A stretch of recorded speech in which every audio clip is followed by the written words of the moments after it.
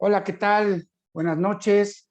Los saluda su amigo Elías Huerta Psijas y les doy a todos los que se nos están conectando poco a poco a esta entrevista vía Zoom, vía esta entrevista por la vía digital, la más cordial bienvenida Cierro la puerta. a esta interesante, actual, importante entrevista que vamos a tener el día de hoy sobre uno de los temas jurídico-políticos más actuales de la agenda nacional, como es precisamente la reforma constitucional, la iniciativa de reforma constitucional que el presidente Andrés Manuel López Obrador recién envió a la Cámara de Diputados, Cámara de Origen, sobre la reforma eléctrica, sobre la reforma energética.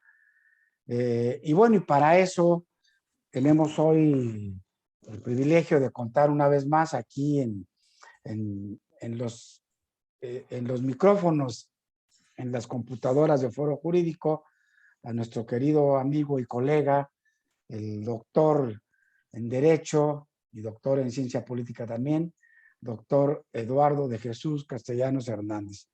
Eduardo, bienvenido, gracias por aceptar platicar con nosotros esta noche sobre este tema tan controversial, tan polémico, como es la iniciativa de reforma eléctrica, y que bueno, yo me animé a pedirte que nos dieras esta entrevista a partir de un interesante artículo que publicaste la semana pasada, en el que dices si esta es una reforma o una contrarreforma, y el que haces un análisis jurídico, económico, político de esta importante reforma. Pues bueno, ya tenemos varios amigos que se nos están conectando. Ya están nuestros amigos de Jalisco siempre presentes, de Puebla, de Guanajuato, de Michoacán, del Estado de México. Gracias por su confianza y gracias por estar participando con nosotros. Quiero darle también la más cordial bienvenida a los amigos que se nos conectan, como lo hacen habitualmente en estas entrevistas, por Facebook Live. Bienvenidos, muchas gracias por su confianza también. Y bueno, pues Eduardo, gracias de verdad. Tú eres una gente que ha estudiado mucho estos temas, quienes ya es muy conocido el doctor Eduardo Castellanos, pero bueno, es un destacado investigador, un destacado profesor de la UNAM, de otras instituciones académicas, autor de varios libros, de varias materias, destacado investigador también y especialista en Derecho Constitucional y Derecho Electoral, entre otras cosas. Pues coméntanos, Eduardo, gracias por estar con nosotros, un poco en dónde se inscribe este tipo de fenómenos como este que es el de la reforma eléctrica, y que nos platiques un poco qué es la intervención del Estado en la economía, qué significa, porque sin lugar a dudas este es un tema eminentemente de carácter económico. Adelante, bienvenido y una vez más muchas gracias. Al contrario, Elías, muchas gracias. Soy yo quien te agradece a ti la generosidad de tu invitación y la oportunidad de reflexionar junto con los colegas que ahora nos siguen. Veo que hay varios colegas, miembros de la asociación que nos están acompañando ya. Saludo, por ejemplo, al doctor Camel Atiel Flores, que está en Chihuahua en este momento. Seguramente ya veo que ya está conectado con nosotros. Un saludo muy cordial a todos ellos y entro en materia rápidamente. La intervención del Estado en la economía plantea una disyuntiva muy sencilla. Una sociedad sin Estado o un Estado sin sociedad. De tal manera que siempre, desde que ha habido formas de gobierno que no llegaron a la situación actual del Estado Nacional como ahora lo estudiamos con población, territorio, orden jurídico, gobierno, pero en sus formas originarias siempre los gobernantes se han dado cuenta de la necesidad de proveer de servicios a la población para resolver sus necesidades básicas, ¿no? Yo recuerdo en ese artículo que en este momento estabas tú refiriéndote, que en la Revolución Francesa pues nada más le cortaron la cabeza al rey y a la reina porque pues había una hambruna terrible en el país y entonces el pueblo estaba desesperado y esto fue lo que propició, entre otros factores, el cambio político en ese momento.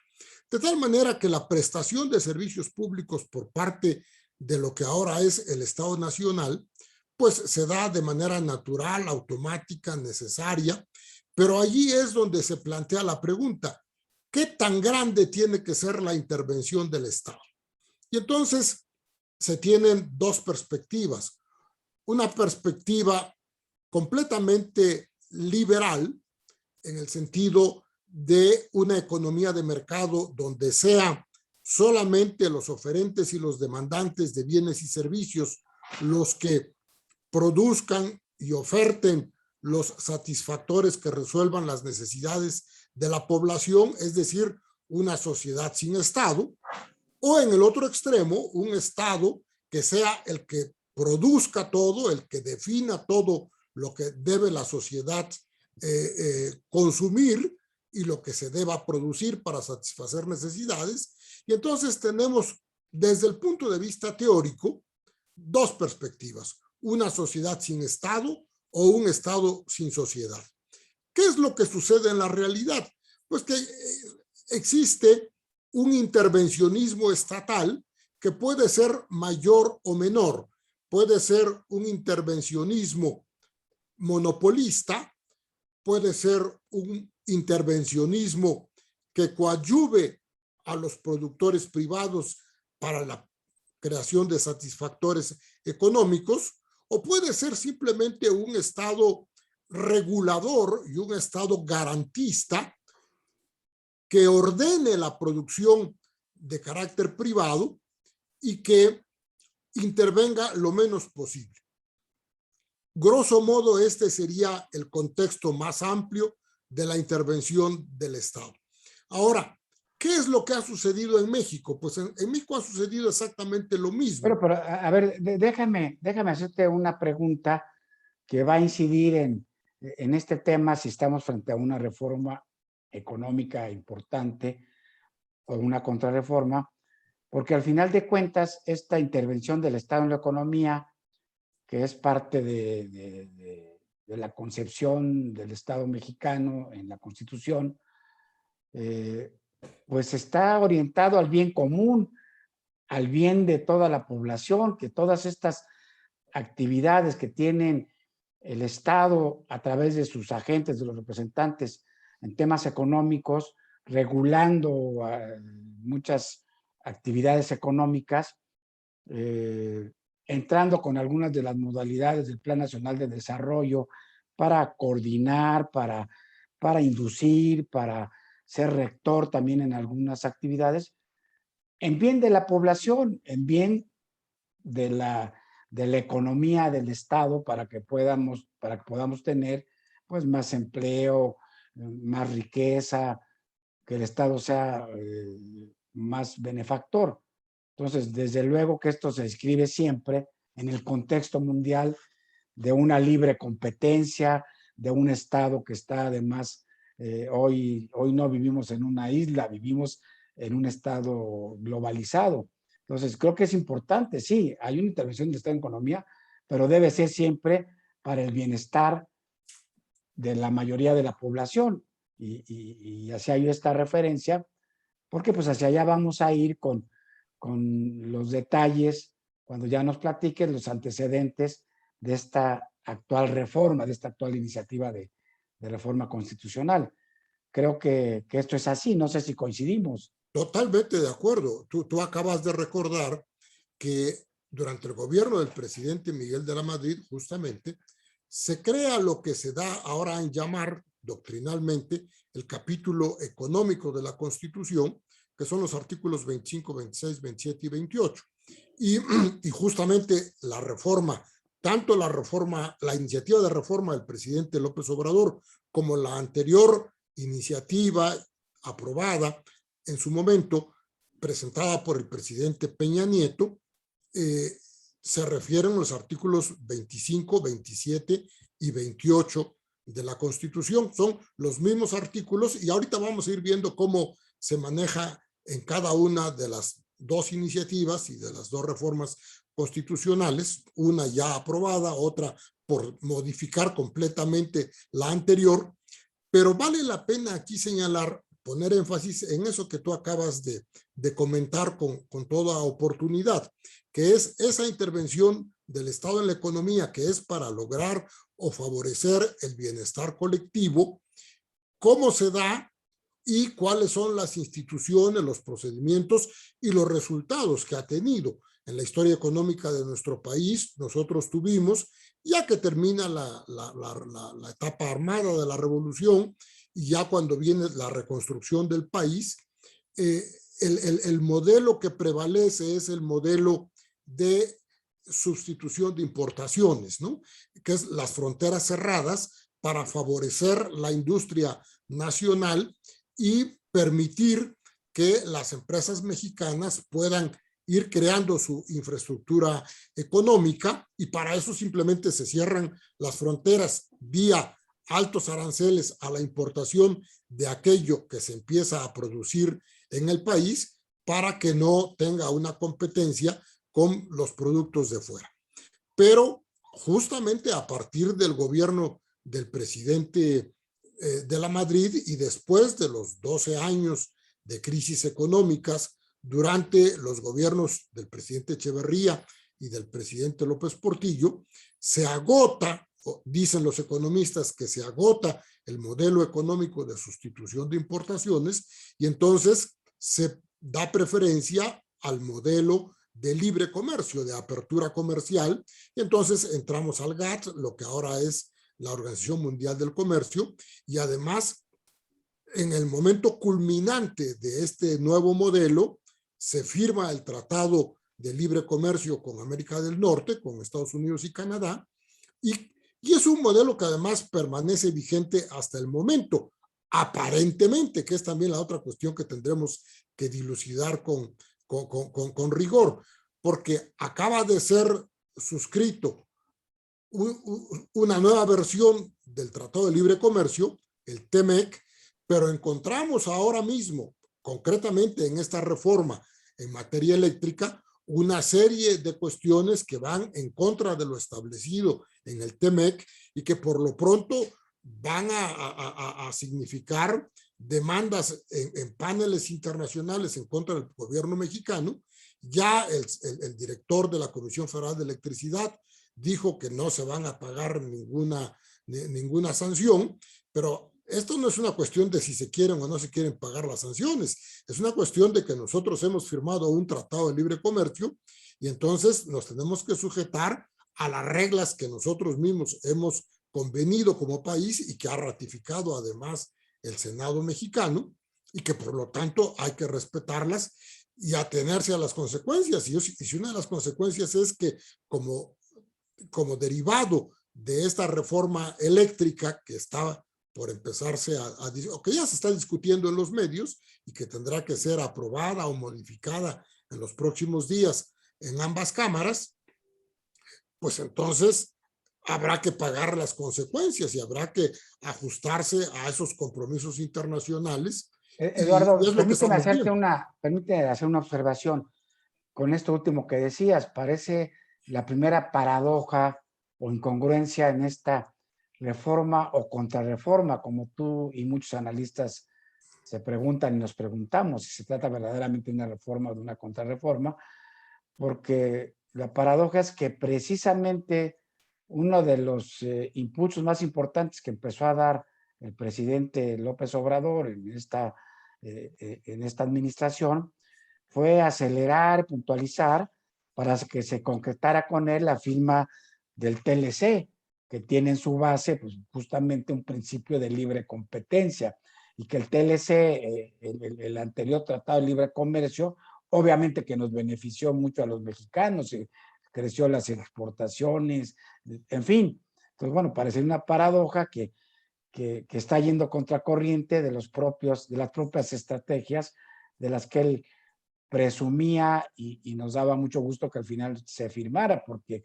recordemos que en la parte final de la administración del expresidente Peña Nieto, esto tuvo muchos frenos, muchos problemas, y finalmente fue el presidente López Obrador quien la sacó adelante, y ahora parece ser que quiere darle un frenón en contra de los intereses también de sectores muy importantes de nuestros vecinos del norte, que no hay que dejar de recordar que somos una economía dependiente de ellos, y el 70% de lo que importamos y una cantidad similar de lo que exportamos es con ellos.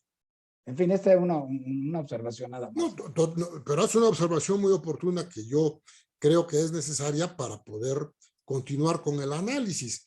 Si analizamos ahora, primero, la reforma constitucional publicada en el Diario Oficial de la Federación el 20 de diciembre de 2013, y luego analizamos la iniciativa que firmó el 30 de septiembre pasado el presidente López Obrador y que aparece publicada en la Gaceta de la Cámara de Diputados del 1 de octubre, nos vamos a ir dando cuenta de las grandes diferencias entre uno y otro modelo económico, político, de productividad que plantea cada reforma. Y también hay que irse a los antecedentes de qué significa la electricidad en el crecimiento industrial del país. Ya los economistas, que seguramente todos hemos leído las opiniones económicas sobre la reforma, pues todos dicen que para empezar la Comisión Federal de Electricidad es una empresa quebrada y lo único que hace esta iniciativa de reforma es asegurar que seguirá permanentemente quebrada porque, pues como lo dice simplemente la ley de ingresos que acaba de ser aprobada el día de ayer, la ley de ingresos dice en la iniciativa presentada que tanto Pemex como Comisión Federal de Electricidad durante el año pasado no tuvieron más que pérdidas. Y lo que se desearía es que con esta reforma volviera a haber ganancias.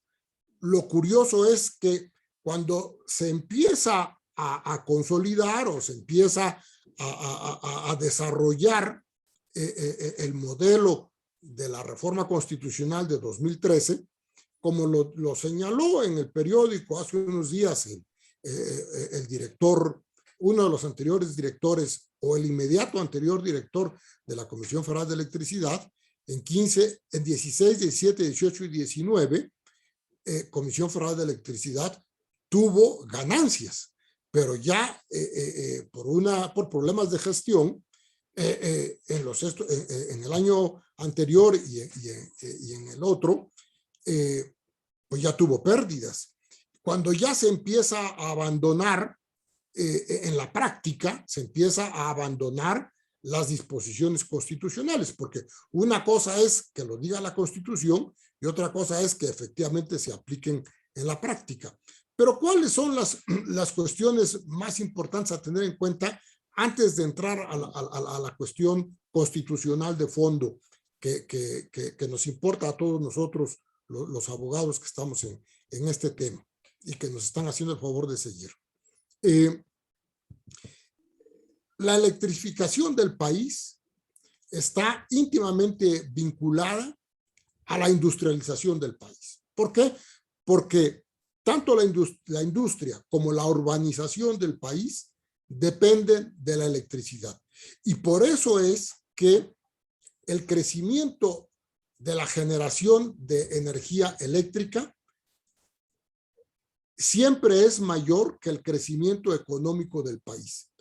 Y este año y el año pasado, como lo señala Macario Schettino en un artículo recientemente publicado, es la primera vez que el crecimiento de la generación de energía eléctrica es menor que el crecimiento económico del país, no obstante que el crecimiento económico del país, debido a la pandemia y a otras causas estructurales que no es el momento de analizar, se cayó ese crecimiento económico. Entonces, no obstante que es muy bajo nuestro crecimiento económico, todavía ha crecido menos la generación de energía eléctrica. Ahora sí, si tú crees conveniente, nos metemos ya a las reformas constitucionales o empezamos o seguimos con el contexto económico político de las reformas. Estoy a lo que tú No, sugieres. sí me gustaría, bueno, que entres de la mano con un concepto y otro,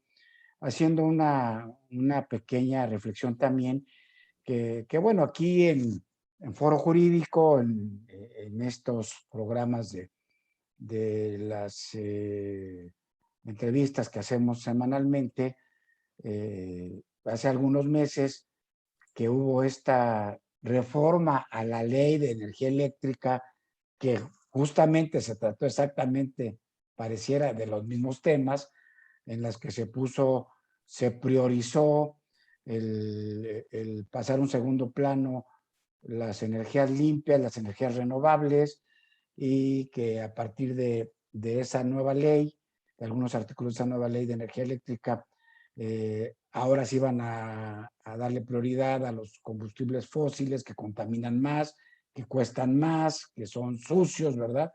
Y bueno, empezó una batalla legal en los tribunales federales y molesto el presidente de la República porque hubo una gran cantidad de suspensiones provisionales y definitivas que concedió el Poder Judicial de la Federación, precisamente porque se consideraba que iba en contra de los artículos económicos de contenido económico de la Constitución, estos que protegen la libre competencia, que van en contra de los monopolios, sobre todo en estas áreas tan importantes.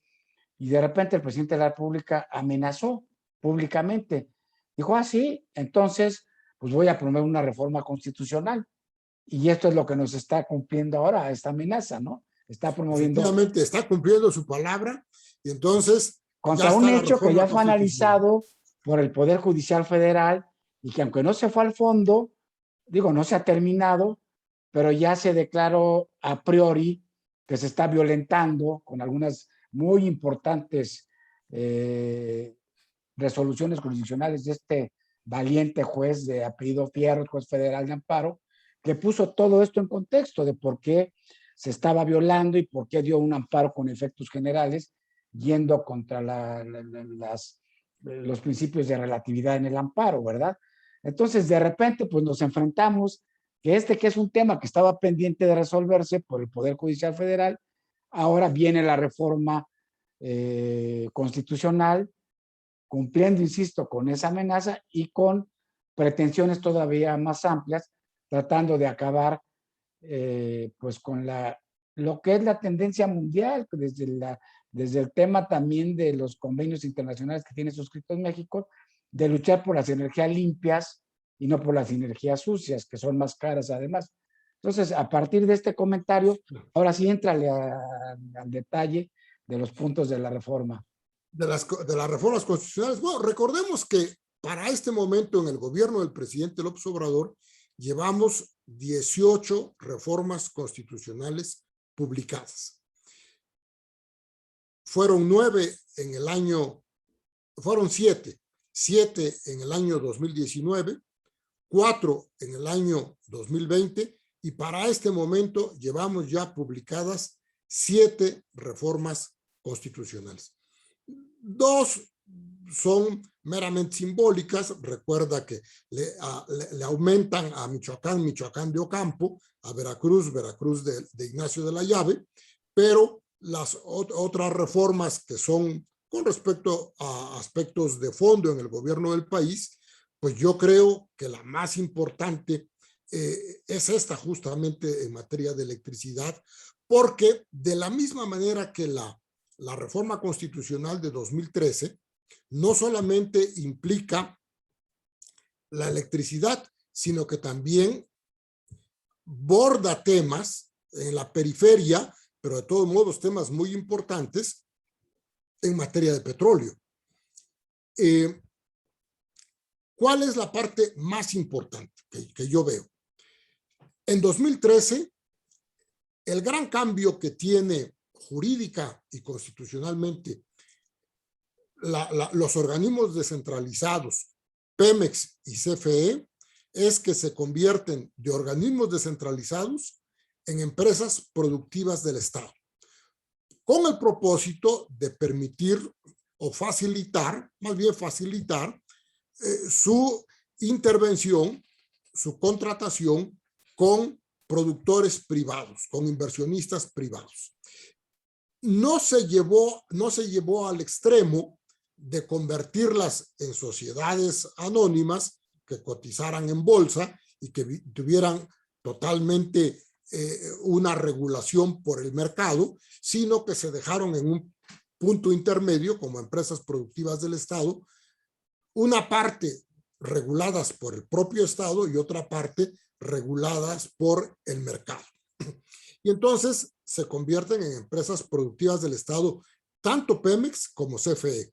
¿Qué cosa es lo que tiene esta iniciativa de reforma del presidente López Obrador? Que tanto Pemex como CFE se convierten en órganos de Estado.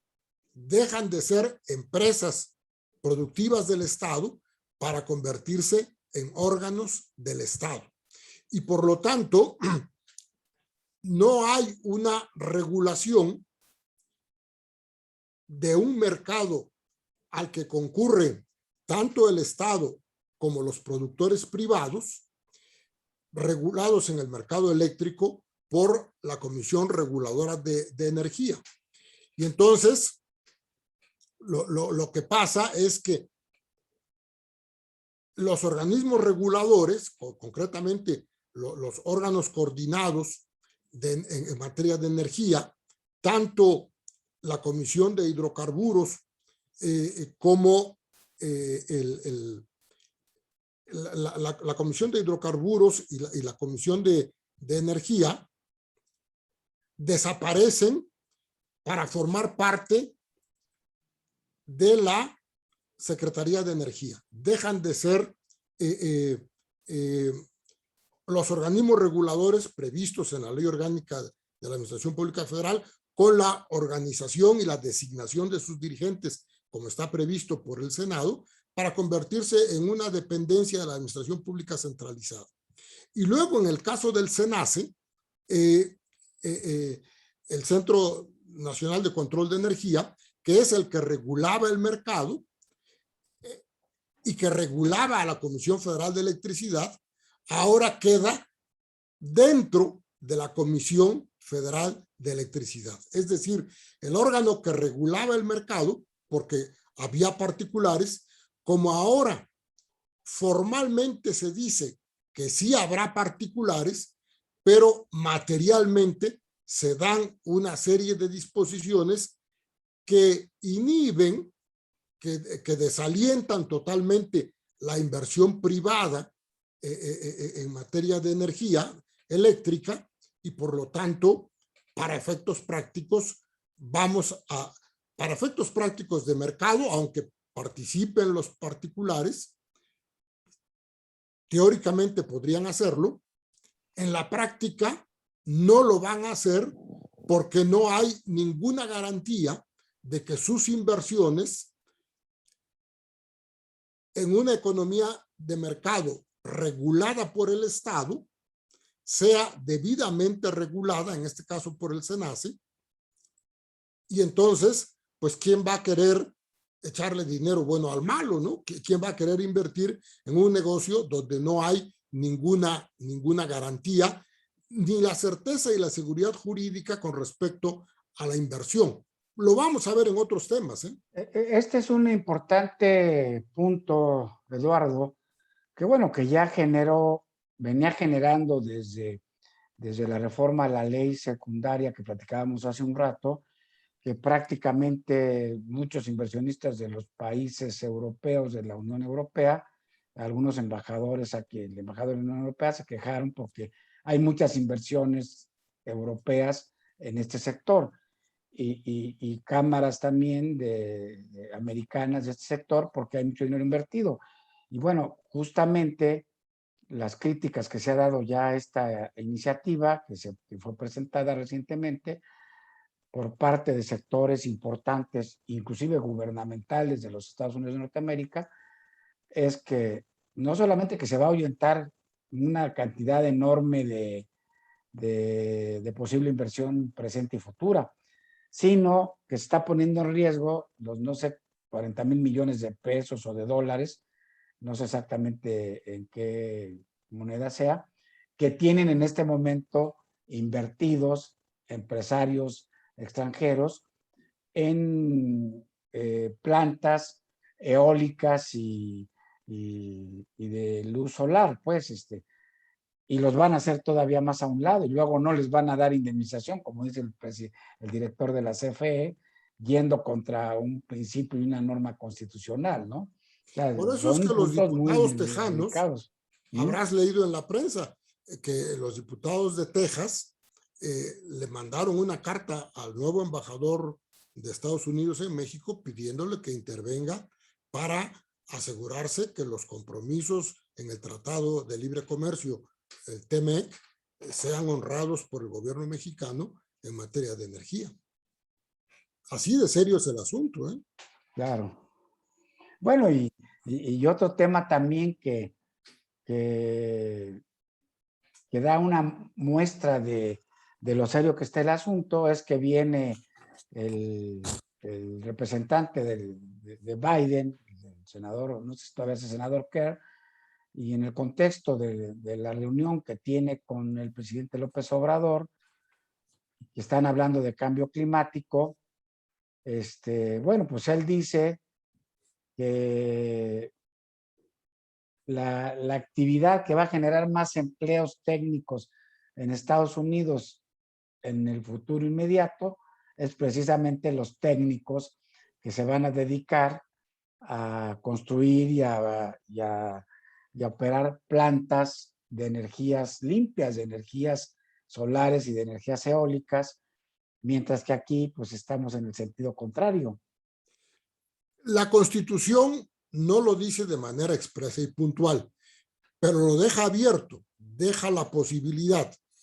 Aunque señala la iniciativa que el Estado queda a cargo de la transición energética y se supone que la transición energética es justamente el cambio de las energías sucias a las energías limpias, la realidad es que las disposiciones constitucionales y todavía más importante aún, las disposiciones constitucionales también, pero establecidas en los artículos transitorios de la reforma, van totalmente en contra de la posibilidad de llegar a las energías limpias.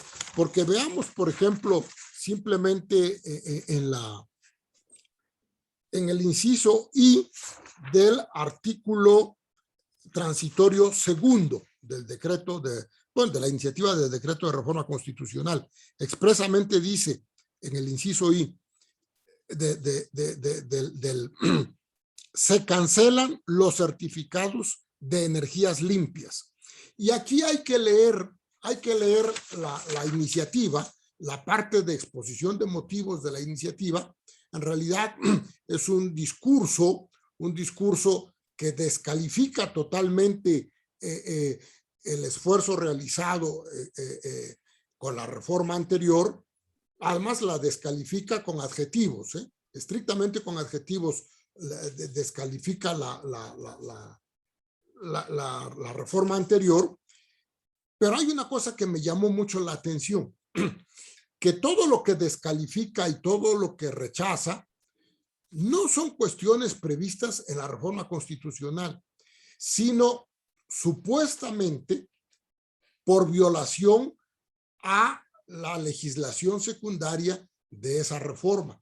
De tal manera que si uno lee la primera parte de la exposición de motivos de la iniciativa del presidente López Obrador, uno diría, y fue lo primero que se me ocurrió, bueno, si esto estaba tan mal, pues reforme usted la ley, porque además no se refería más que a cuestiones de corrupción, de ineficiencia y de violación a la ley.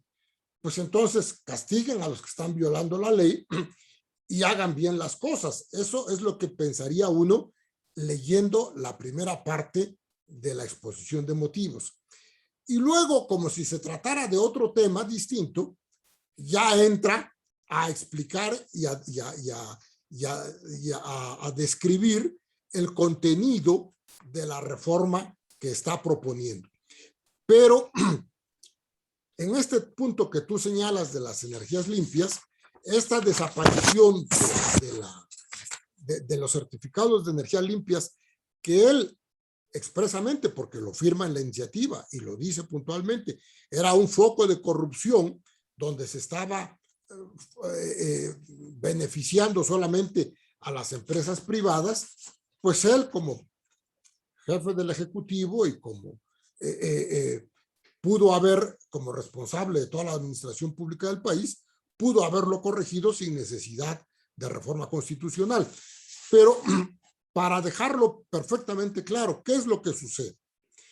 Que lo que antes era una actividad productiva del Estado se convierte en una actividad monopólica del Estado. O sea, desaparece prácticamente la posibilidad de que los particulares puedan invertir en la materia por las razones que ya hemos comentado y parece que hemos coincidido, pero además porque se señala expresamente que esa división que se hizo antes en la reforma constitucional de 2013, donde igualmente se mantuvo que el sector público tendría a su cargo de manera exclusiva las áreas estratégicas que se señalan en el artículo 28, particularmente tratándose de la planeación y el control del sistema eléctrico nacional y del servicio público de transmisión, distribución y de energía eléctrica. Esto se elimina y entonces lo que se señala en la iniciativa del presidente López Obrador es que el sector público tendrá a su cargo de manera exclusiva la electricidad. Solo la electricidad diciendo todo. Y para efectos prácticos, en forma monopólica, para desapareciendo a todos los monopolio. órganos reguladores que tienen el gran ingrediente de la participación de la sociedad civil. Exactamente. Y entonces esa es la situación en la que en este momento nos encontramos. Pero además la descalificación con adjetivos, pero no con datos duros, está presente desde el inicio, ¿no? Cuando se refiere a la reforma de 2013 dice, estableció un sistema eléctrico nacional cuyos verdaderos objetivos fueron el despojo, la desaparición de las empresas energéticas del Estado y el otorgamiento de beneficios ilimitados al sector privado. Bueno, el hecho de que se le permita al sector privado concurrir a un mercado que se abre porque antes era monopólico, no quiere decir que haya beneficios ilimitados. Obviamente que aquellos que inviertan y que arriesguen su capital en estas actividades de la industria eléctrica, pues obviamente que tendrán una ganancia legítima, ¿no? Pero aquí las están descalificando, ¿no?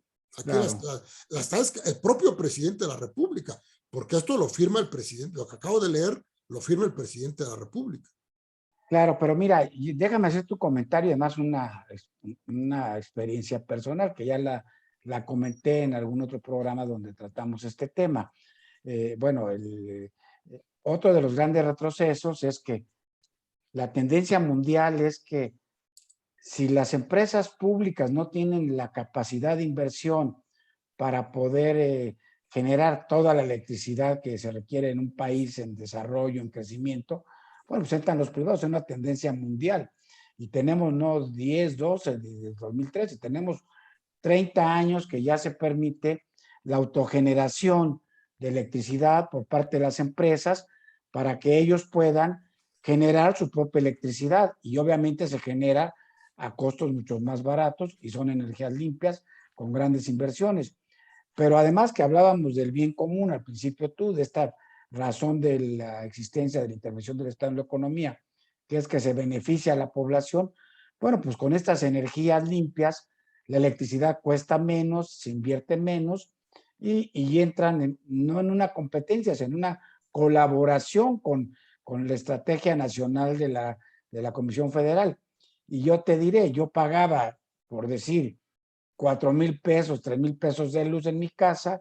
Hace 4 años me fui por la vía privada de los paneles solares, puse paneles solares en mi casa, en la azotea, y tengo 3 años que no pago recibos de más de 4,500 pesos mensuales, de tal manera que sí hay un beneficio directo. Y ahora, bueno, pues todo esto se pretende quitar de tajo, sobre pretexto de que se está violando la soberanía nacional en la estrategia eléctrica. Creo que eso es un sofisma, ¿no? Es una de Claro, las partes más cuestionadas.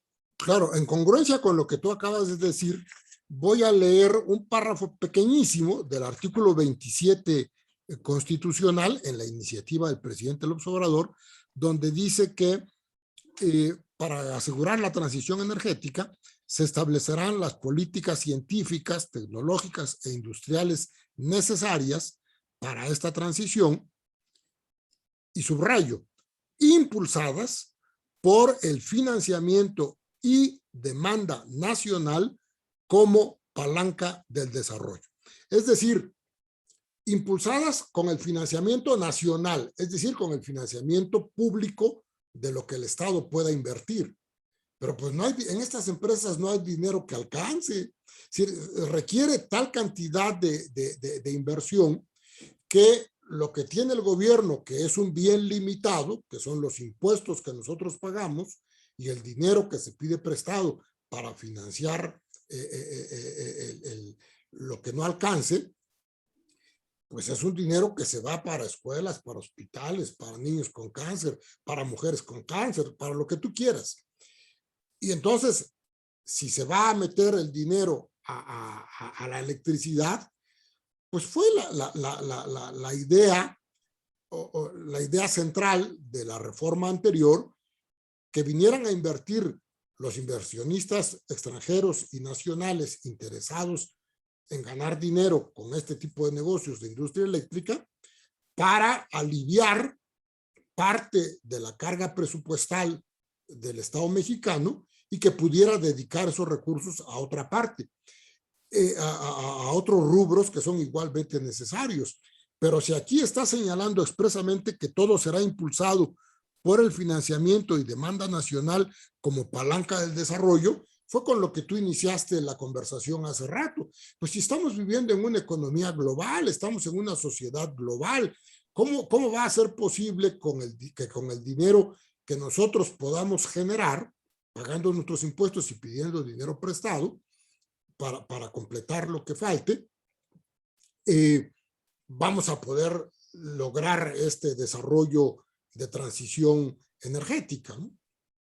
Ahora, a mí me gustaría que dedicáramos un poquito de tiempo, que sea muy breve, porque tú decías, bueno, es un contexto constitucional, es un contexto económico, pero hay un contexto político muy importante, porque, bueno, precisamente la sociedad en estas elecciones federales que recién pasaron, se movilizó y se logró con una importante alianza de los partidos de oposición, PAN, PT, bueno, PAN, PRI y el partido de izquierda, El el PAR, PRD y el Movimiento Ciudadano PRD, también, ¿no? el PRD, Movimiento Ciudadano por su parte, no entró en la alianza, que no tuviera la mayoría calificada en la Cámara de Diputados, Moreno y sus aliados, precisamente para poder detener estas amenazas de reformas constitucionales.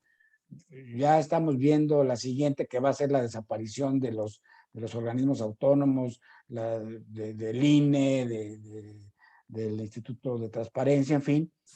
Y precisamente se logra porque la ciudadanía, la clase media consciente, se suma, vota, equilibra ese voto, y de repente estamos viendo que el PRI está pretendiendo no cumplir con este pacto, no solamente pacto partidista, sino con esta compromiso nacional ciudadano y ya está pensando en que va a votar esta reforma constitucional eléctrica para que la pueda lograr este gobierno de la Cuarta Transformación, que es un tema muy preocupante, porque si no, pues estaríamos todos muy tranquilos y están intranquilos en la academia, en la empresa, en los países extranjeros, en los inversionistas, porque parece ser que están coqueteando con estos 70 votos que necesitan en la Cámara de Diputados del PRI,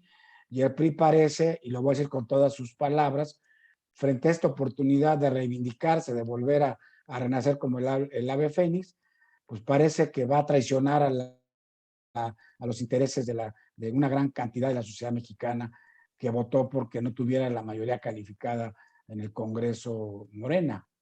Bueno, pues habría que recordar, ya en esta línea que tú has tomado en nuestra conversación, habría que recordar de inmediato que fue justamente el PRI el que impulsó la reforma constitucional de 2013, ¿no? Claro. De tal manera que sería totalmente una contradicción y una burla a sus electores y a ellos mismos, ¿no?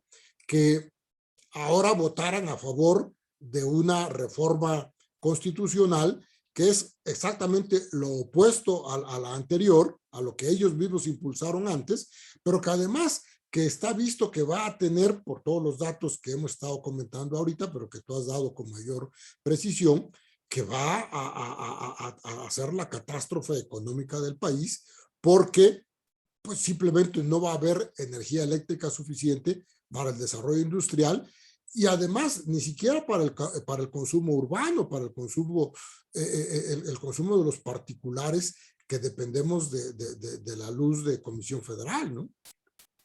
Sí, la verdad es que es un tema transversal a todo el fenómeno económico, pues el de la energía eléctrica, ¿no?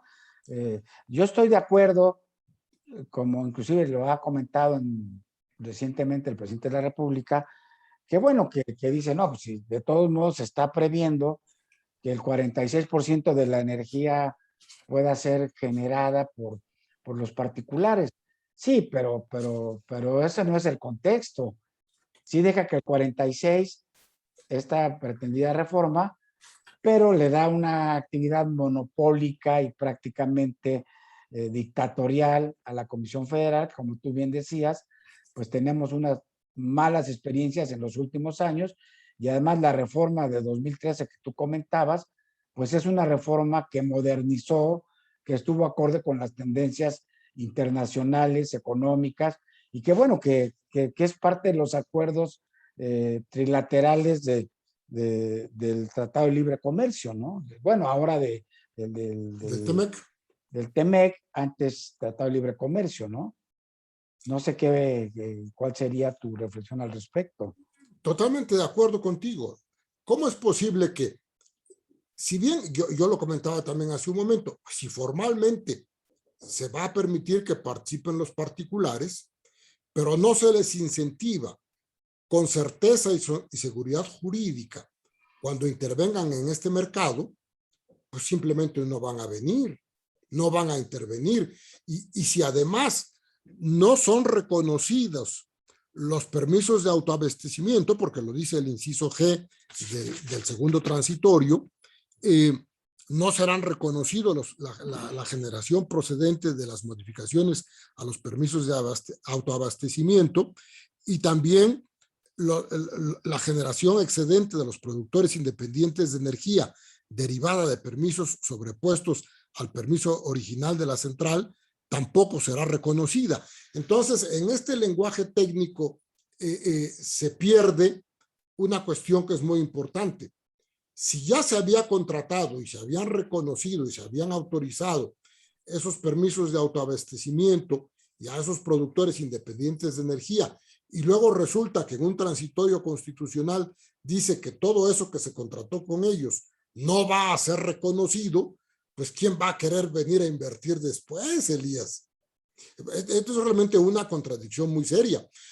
Pero esto, si tú quieres, sigue siendo la periferia. El centro es que cambiamos de un mercado donde participan el Estado y los particulares de manera igualitaria o más o menos igualitaria, con una garantía de regulación por parte del Estado, pasamos a un mercado monopólico donde los órganos reguladores del mercado, cuando intervienen los particulares con el Estado, desaparecieron. Y entonces esos organismos que garantizaban la regulación en el mercado eléctrico y que ya van a ser parte del productor principal monopólico, ¿cuándo le van a dar la razón a los otros, no? Además, encontré algunas joyitas también en la iniciativa del presidente López Obrador, a falta de precisión, falta de certeza y seguridad jurídica en lo que toca a la regulación que se supone va a realizar el Estado con esta reforma. Y entonces, veamos, por ejemplo, en el caso del el litio. A ver si lo encuentro porque ya se me estaba perdiendo. Con todo el que lo subrayé. Pero en el caso del litio y demás minerales estratégicos, porque se propone agregar como áreas estratégicas para efecto de que sean monopolios, aunque la Constitución diga que no constituirán monopolios, pero que para efectos prácticos ya sabemos que sí lo son. Y dice, claro, se propone agregar como áreas estratégicas litio y demás minerales estratégicos. ¿Cuáles son los demás minerales estratégicos? Pues solo Dios sabe. ¿Cuáles? Los que diga en su momento el gobierno a su leal saber y entender. Y entonces, esta línea que destaco del artículo 28 simplemente rompe con la certeza y la seguridad jurídica de un orden jurídico democrático. Claro, y déjame decirte, retomar aquí un comentario de nuestro amigo que ya saludabas tú, el doctor Camelatier, que nos está siguiendo desde Chihuahua, que bueno, él fue diputado federal cuando se aprobó esta reforma de 2013, y él hace algunos cuestionamientos, y bueno, ¿será posible que la Comisión Federal por sí sola tendría la posibilidad de hacer todas las inversiones en este tema de la eléctrico, pensando en el sector turístico, industrial, agropecuario? Y él dice, bueno, pues seguramente si se aprueba esta reforma es lo que nos da a entender, y yo así lo interpreto, y lo han dicho otros analistas, va a haber más apagones frecuentes, va a haber más cortes de servicios de energía en algunas regiones, y seguramente se encarecerá el precio de la energía eléctrica. Ya lo han dicho los jueces federales que otorgaron las suspensiones definitivas con la reforma que hemos comentado. Y finalmente, y en eso tiene razón Camelatier, el doctor Camelatier, bueno, se va a perder entonces la posibilidad de entrar de lleno en una transición energética, agregaría yo, como es la tendencia internacional y mundial, en el contexto también de luchar por el clima en el país, ¿no? Claro. Esta reforma o contrarreforma está apostando a las energías sucias. Es un contrasentido a lo que estamos pretendiendo en todo el mundo de evitar el calentamiento global. No sé, algunas reflexiones finales porque nos quedan 5 minutos. Totalmente de acuerdo con lo que dice el doctor Camelatier. El artículo 28 en la iniciativa del presidente López Obrador señala que el sector privado participará hasta en el 46% de la generación que requiere el país. El servicio público de abastecimiento de energía eléctrica será prestado exclusivamente por la Comisión Federal de Electricidad, la que podrá adquirir energía del sector privado. Pero si no se alienta la inversión por todos los datos que ya hemos comentado y no concurren con ese 46%, lo que dice el doctor Camelatier Flores, pues es justamente lo que va a suceder. Vamos a andar de apagones en apagones. Entonces, esta va a ser la reforma constitucional de los apagones de energía eléctrica, que la propia iniciativa lo señala, y en alguna parte de la iniciativa retoma la teoría de que por un incendio de unos pastizales tuvieron el colapso, de los 4 colapsos de caídas de energía eléctrica, que los 4 grandes apagones que hemos tenido este año y el año anterior, de nuevo se lo siguen echando la culpa a la quema de pastizales. Bueno, yo retomaría, tú ya comentaste, pero tenemos por ahí también en esta semana un importante editorial de periódicos estadounidenses donde ven esto como un retroceso, no solamente contra el clima, el problema del calentamiento global, que no abona para nada, sino también pues de las metas que hay por Naciones Unidas del 2030 de poder llegar cada vez con energías más limpias. Y bueno, la verdad es que sí nos preocupa mucho. Esperemos, la verdad, que esto se reflexione bien, que no sea una reforma al vapor, que esos 70 votos del PRI sean mesurados. Ya vimos que salieron 4 expresidentes del PRI respetables y un expresidente también a decir que esto no es viable, y el actual presidente del PRI lo soslaya, dice que no se metan prácticamente con él, cuando que es un tema en el que estamos interesados la Pues todos mayoría los de la mexicanos, ¿no? población. Ni modos que tú y yo no nos metamos en esto, ¿verdad? Claro, el sector académico, el sector... Este país lo hemos venido construyendo con la participación de la ciudadanía, de los académicos, los últimos 40 años, nuestra democracia. Y de repente, bueno, pues no podemos estar partiendo de decisiones cupulares que van en contra o en contrasentido de lo que está sucediendo en el mundo que se está modernizando, ¿no? La verdad es que hay que pensarlo mucho. Qué bueno que se abran como lo han ofrecido el Parlamento abierto, que se consulten a los técnicos y que al final de cuentas, hoy vi una declaración muy importante de la oposición en el Senado, que ahí lo pueden frenar, que dicen aquí no vamos a dejar que pase esta contrarreforma. Ya ellos sí lo están calificando algunos senadores así. Y lo paradójico es que el propio senador Monreal, que digamos que ha venido siendo el representante más importante del partido en el gobierno de Morena, dice, pues hay que analizarla con mucho cuidado, no podemos dar un cheque en blanco, ¿verdad? Entonces esperemos que haya un debate más profundo y que si nos tenemos que ir hasta el siguiente periodo ordinario, pues habrá que irnos. No sé cuál sea tu reflexión final. Mi reflexión final es que esa reforma por ningún motivo puede ser aprobada, ni hay modificación posible que se le haga a esa reforma para hacerla viable. Simplemente tiene que ser desechada y enviada a la congeladora. No hay de otra. Es volver a etapas que eran contextos económicos mundiales y nacionales totalmente distintos. Nada tiene que ver con la economía global en la que estamos insertos. No tiene, en alguna parte de la iniciativa incluso se quejan de que se hayan ido dando facilidades a la iniciativa privada para participar en estas actividades industriales. Entonces, esa visión monopólica de Estado, esa añoranza por el socialismo realizado de tipo soviético que tienen algunas personas del actual gobierno, sin duda que no tiene nada que ver con la situación que fue con la que tú iniciaste la conversación.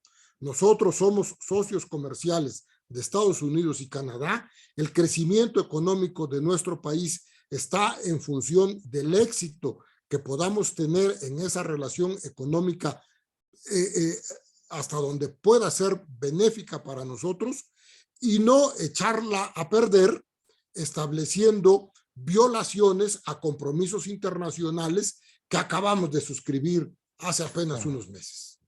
Y a otros que tenemos del pasado. Pues Eduardo, no me resta más que agradecerte pedirte siempre agradecerte y reconocer esa disposición siempre para tratar estos temas tan actuales, tan preocupantes para la sociedad mexicana. Agradezco los comentarios de María Candelaria Palomino porque dice qué bueno que Foro Jurídico trae estos temas y con gente tan calificada como eres tú, Eduardo. Muchas gracias. Es un tema muy profundo. Seguramente haremos otros programas, otras entrevistas con estos temas. Les adelanto que el artículo principal de la revista Foro Jurídico del mes que entra es precisamente recogiendo todos estos aspectos que ha tenido este fenómeno. Y bueno, pues les agradezco a todos. Agradezco ese es el interés que tenemos nosotros en Foro Jurídico, de llevar a la difusión, al debate, al análisis, esos que son los temas jurídico-políticos más relevantes que están en la agenda política nacional. Así es que muchas gracias a quienes se conectaron hoy desde Jalisco, desde Veracruz, desde Chihuahua, desde el Estado de México, desde Puebla, desde Michoacán, desde Sinaloa, que es lo que alcancé a captar aquí, obviamente desde la Ciudad de México, a nuestros compañeros, colegas de la Asociación Nacional de Doctores en Derecho, también gracias por estar presentes con nosotros, y desde luego pues a todos los amigos que nos siguen a través de Facebook Live. Esperemos que si se aprueba esta reforma se le quiten todos estos excesos, que sea una reforma que modernice, que sea más. Desde Sonora también nos están mandando saludos, muchas gracias. Y desde luego, pues Eduardo, ya viste las felicitaciones de tus alumnos, de tus compañeros profesores de la Muchas gracias a todos de la ellos. UNAM. Y bueno, pues me despido con un saludo en un programa que me hubiera gustado estar aquí cuando menos 30 minutos más comentando, pero tenemos que respetar el tiempo pautado y el tiempo, además, el respetar el tiempo de quienes nos dan su confianza conectándose con nosotros cada jueves. Muchas gracias, Eduardo. Muchas gracias a todos por seguirnos. Se despide de ustedes su amigo Elías Huerta Psijas. Y ojalá, insisto, con estos cierres, tú quieres hacer un comentario, llamamos a los diputados de la alianza de PRI, PAN, PRD, para que frenen estos intentos de regresarnos 30 años en fórmulas económicas completamente rebasadas y que no benefician a la mayoría de los mexicanos. ¿Algún comentario final, Eduardo? Gracias por la invitación, Elías. Gracias a todos los que nos hicieron el favor de acompañar y solamente reiterar mi deseo porque esta reforma constitucional, esta iniciativa de reforma constitucional no pase nunca, porque son otros los tiempos de México. Gracias. Gracias, Eduardo. Gracias a todos. Buenas noches. Nos vemos. Buenas noches.